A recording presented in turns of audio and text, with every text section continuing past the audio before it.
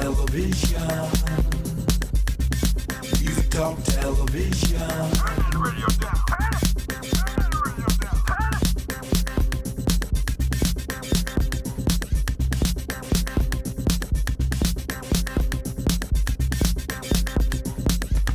Go straight to the point.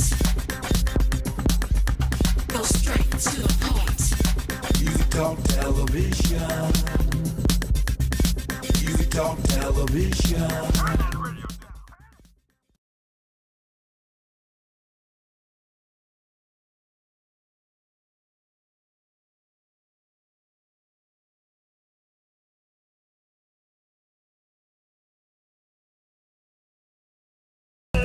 don't mean a thing to me. Show you good, but it don't mean a thing. Mistakes to be made is real life. Life is not a sure thing.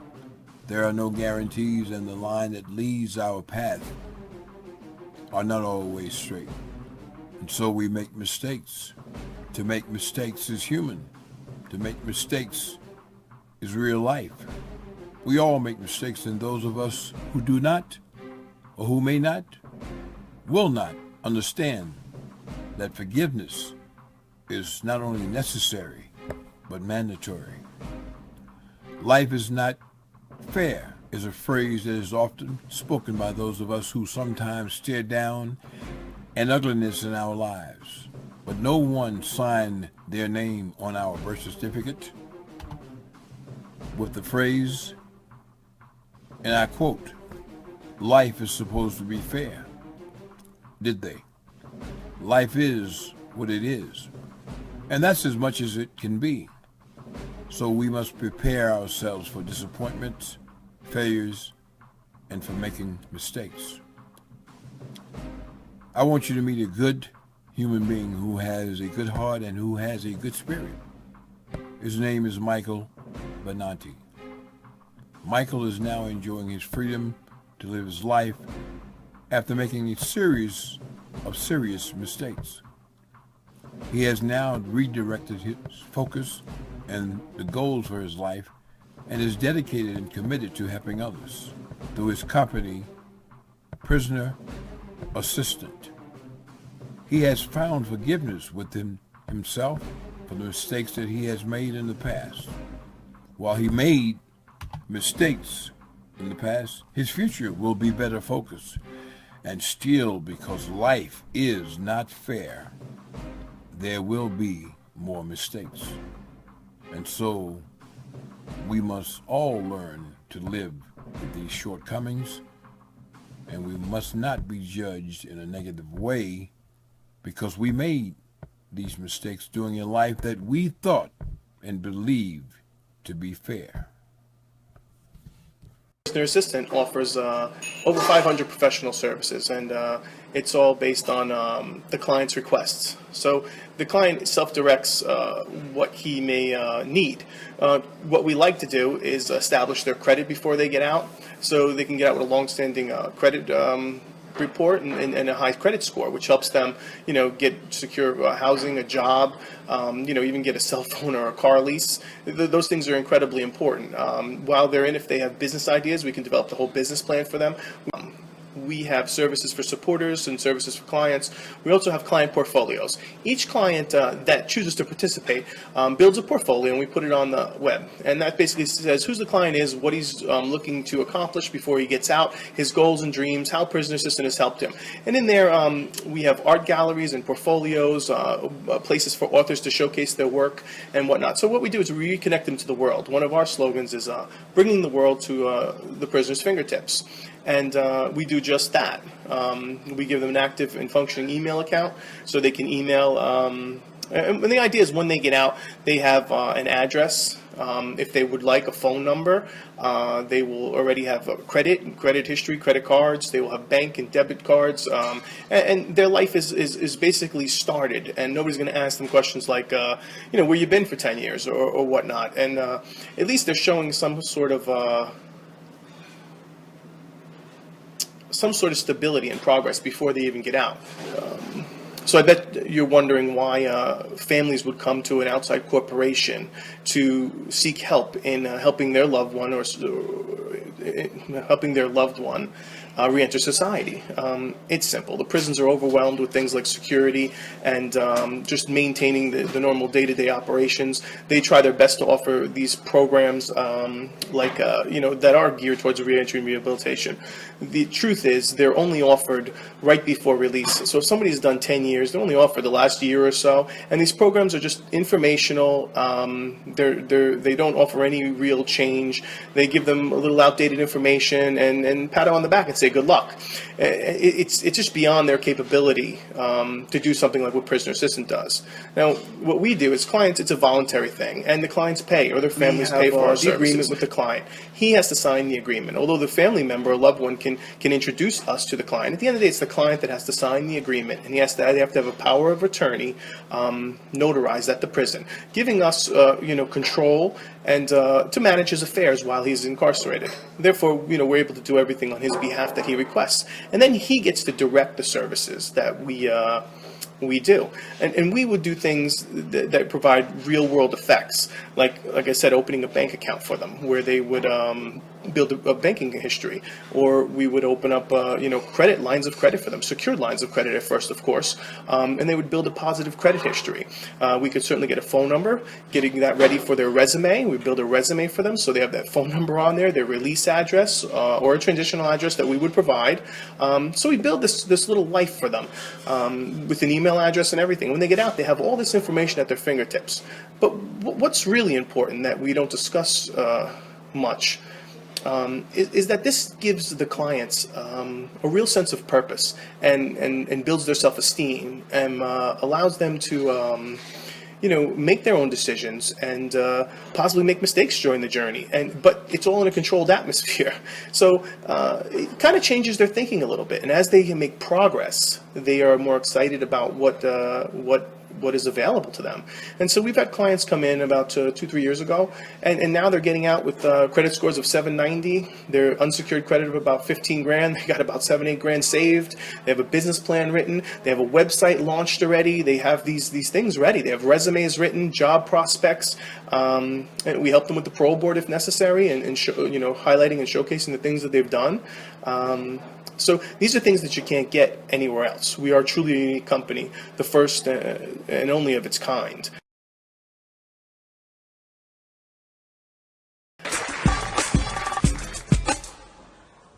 As a boy, I shared a game with my father. Played it every morning till I was 3.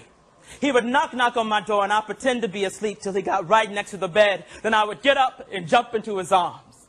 Good morning, Papa. And my papa, he would tell me that he loved me. We shared a game, knock, knock, until that day when the knock never came. And my mama takes me on a ride past cornfields on this never-ending highway till we reach a place of high, rusty gates. A confused little boy, I enter the building carried in my mama's arms, knock, knock. We reach a room of windows and brown faces. Behind one of the windows sits my father. I jump out of my mama's arms and run joyously towards my papa's, only to be confronted by this window. I knock, knock, trying to break through the glass, trying to get to my father. I knock, knock as my mama pulls me away before my papa even says a word. And for years he has never said a word. And so 25 years later I write these words for the little boy in me who still awaits his papa's knock. Papa, come home because I miss you. Miss you waking me up in the morning and telling me you love me. Papa, come home, because there's things I don't know, and I thought maybe you could teach me how to shave, how to dribble a ball, how to talk to a lady, how to walk like a man. Papa, come home, because I decided a while back I want to be just like you, but I'm forgetting who you are. And 25 years later, a little boy cries, and so I write these words and try to heal and try to father myself, and I dream up a father who says the words my father did not. Dear son, I'm sorry I never came home.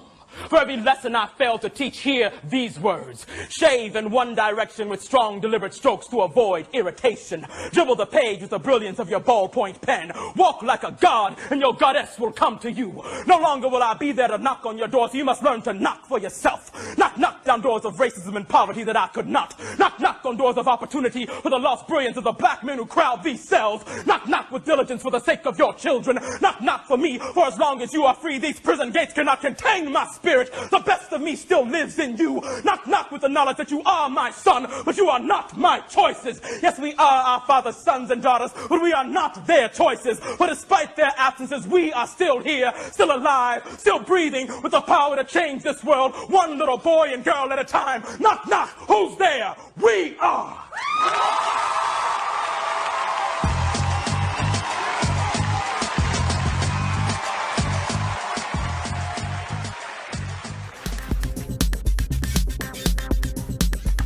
Go straight to the point. Go straight to the point. Music Talk Television. Music Talk Television. A black male born in 1991 has a 29% chance of spending time in prison at some point in his life. Nearly 1 in 3 African American males aged 20 to 29 are under some form of criminal justice supervision, whether in prison, jail, on parole, or probation. 1 out of 9 African American men will be incarcerated between the ages of 20 and 34. Black males ages 30 to 34 have the highest incarceration rate of any race, ethnicity. Choose what's right, cause in the blink of an eye, you can lose your life. You gotta stand and fight, but know who's the true foe. Gotta hold on tight, but know when to let go. Celebrate victory, hold your head up in defeat. We fight war elsewhere, win this war on our own streets. Now how's that? It seems we not moving properly. Big budgets for battles, but pennies towards poverty.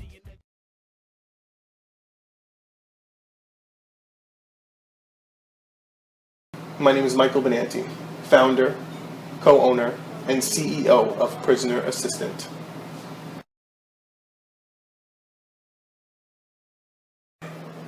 Prisoner assistant.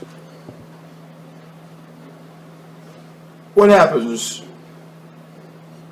to a person who's incarcerated? What happens to their self-esteem, and what happens to their moral fiber during that incarceration? Well, that's an area that,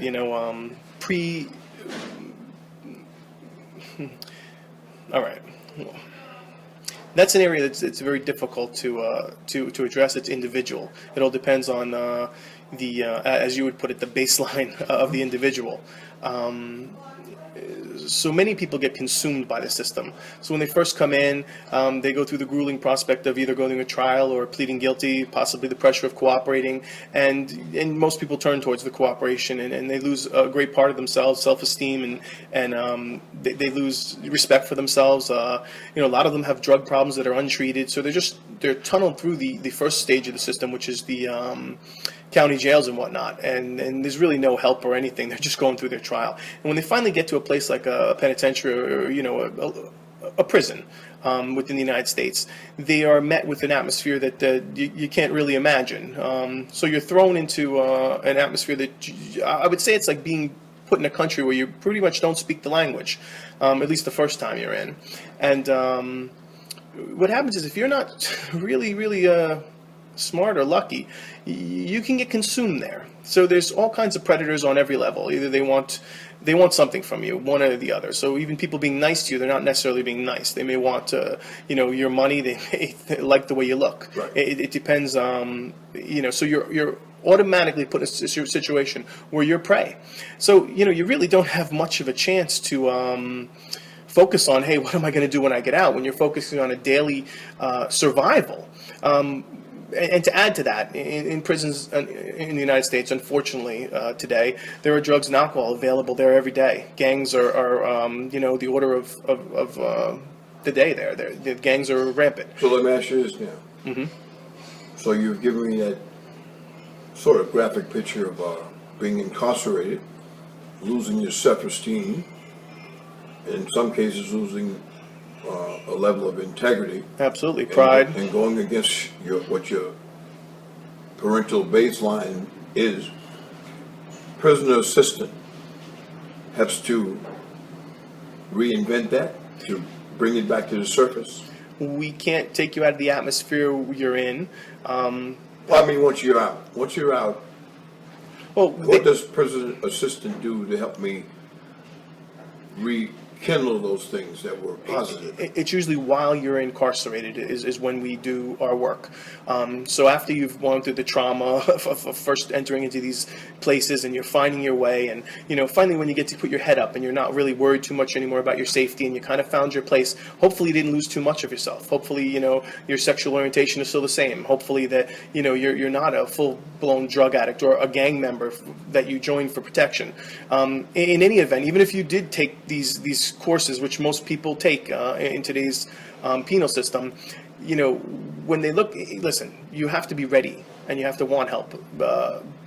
And that's with anything. That's with a drug addict. That's with any kind of addiction, any kind of thing. So it's the same thing. So when they come to us, it's like they finally have started thinking about on their own, hey, what am I going to do when I get out? I don't want this kind of life anymore. So then they come to us. And it could be a very easy relationship where we're just providing gifts for their children and doing internet research for them and making phone calls or whatever it may be. It could be that simple. And that just helps them stabilize their life. Hello to all you good people out there in the Poconos. If you want the finest in beauty and hair care products for men and women, visit Stroud's Beauty and Hair Supply in Stroudsburg.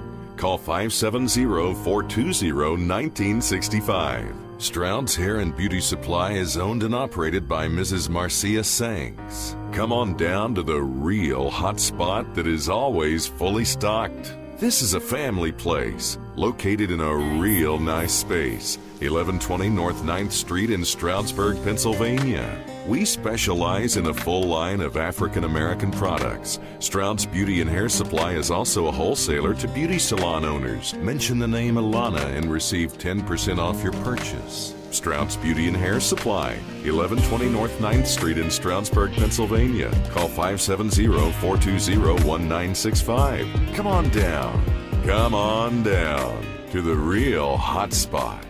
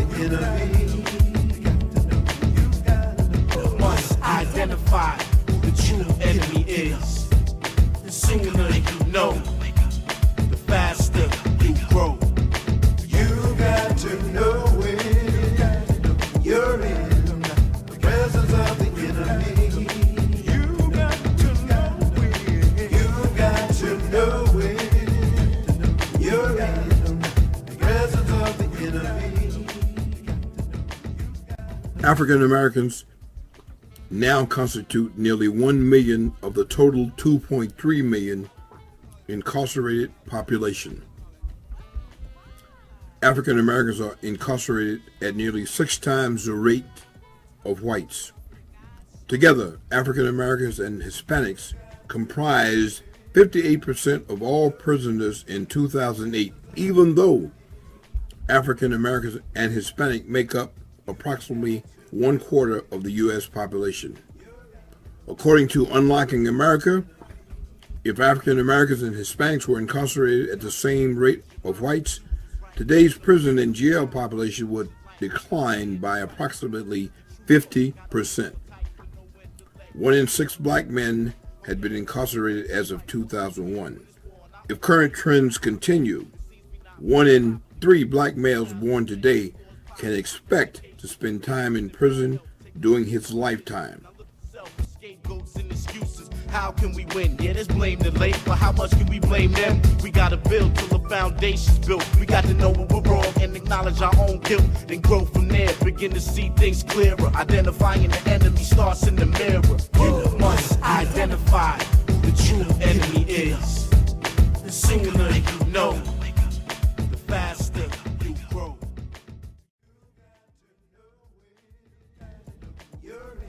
1 in 100 African American women are in prison. 44% of youth who are detained 46% of the youth who are judicially waived to criminal court, and 58% of the youth admitted to state prison. More than 60% of the people in prison are now racial and ethnic minorities. For black males in their 30s, 1 in every 10 is in prison or jail on any given day. These trends have been intensified by the disproportionate impact of the war on drugs, in which 2/3 of all persons in prison for drug offenses are people of color. Make it clearer. Look in the mirror. Look in the mirror. You've got to say when you are wrong. You got to get back to belong. You got to get back. You must identify who the true enemy is.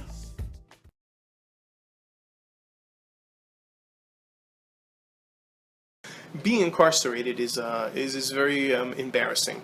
It is demeaning. It is you lose all your sense of self-worth.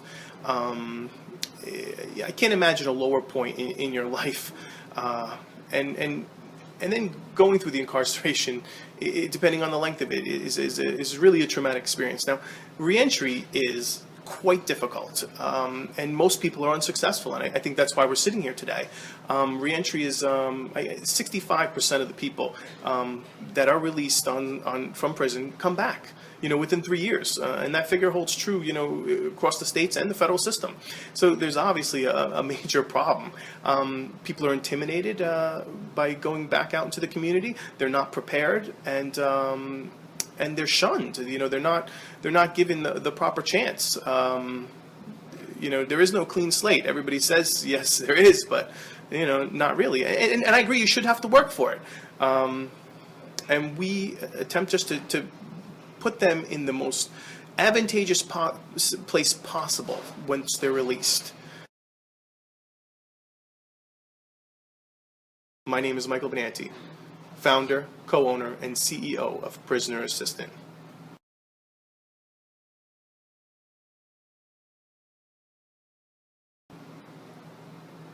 What makes you qualified to help other people who have been incarcerated who are going to get out? What makes you qualified to be that person, that voice? Well, that's an interesting question, and it's personal experience. I spend a good deal of time in the federal prison system.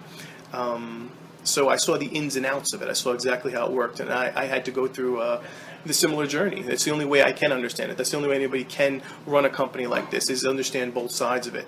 And so I went through the initial incarceration. I went through the whole process and the lengthy incarceration. My family and supporters were fantastic, and everything we offer in that catalog, one of my supporters or family has done for me.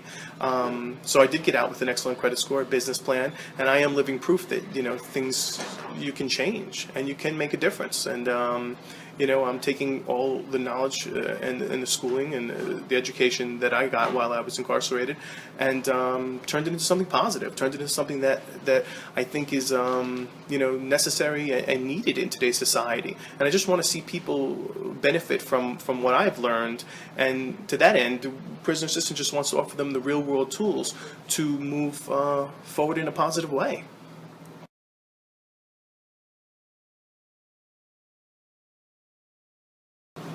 Do you think that those people who are incarcerated, who are going to be re-entered into society, who live or come from the Poconos, that your company is an asset to where we are?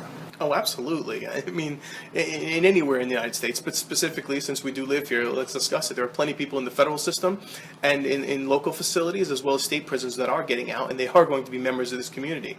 And what will happen without a company like us is they get out with nothing. They get out with, all the money that they've ever had is expended on legal fees. All the relationships they've had, bridges are burnt, so they get out with relatively nothing.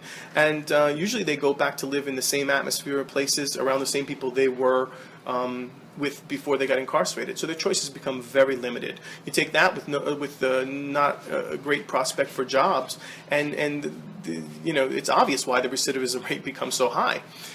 Prisoner Assistant, can totally change the way that whole scenario plays out. You know, you're talking about, again, they have to be willing participants, and they have to kind of want that change. But once they do, or their family, you know, brings the idea to them, and you know, it ferments or grows in a year or so, and then they come and say, finally, okay, you know what, I want to open an account. And a lot of people have, you know, maybe their family sponsors them. Maybe their family, you know, puts the money in their account. Some prisoners have the availability to make money, you know, while they're in. Pennsylvania State, no, not so much. So it would have to be a family sponsoring them, or they would have to have, you know, independent funds.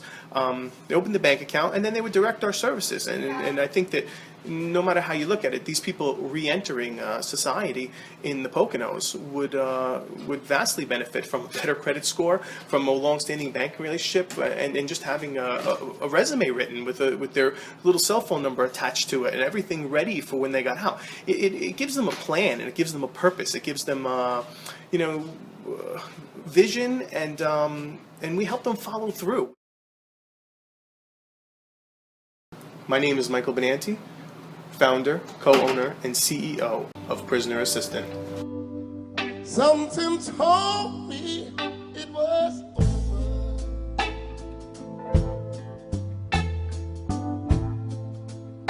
When I saw you and him walking,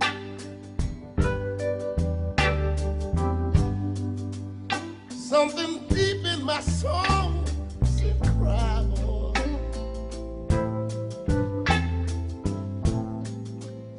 When I saw you walking away now, baby,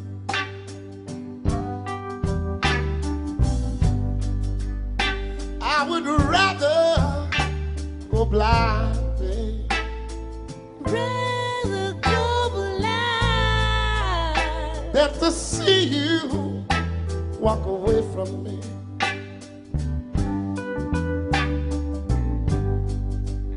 See, I love you so much, I don't want to see you leave me, baby.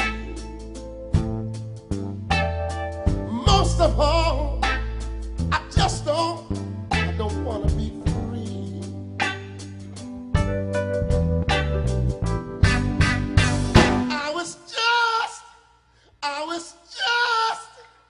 I was just sitting there thinking.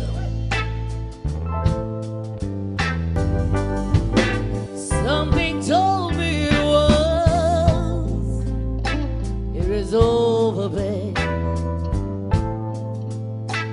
When I saw you with her, you were talking. Something deep down in my soul to say, go ahead and cry now, good. When I saw you in the tango, I just walk on by.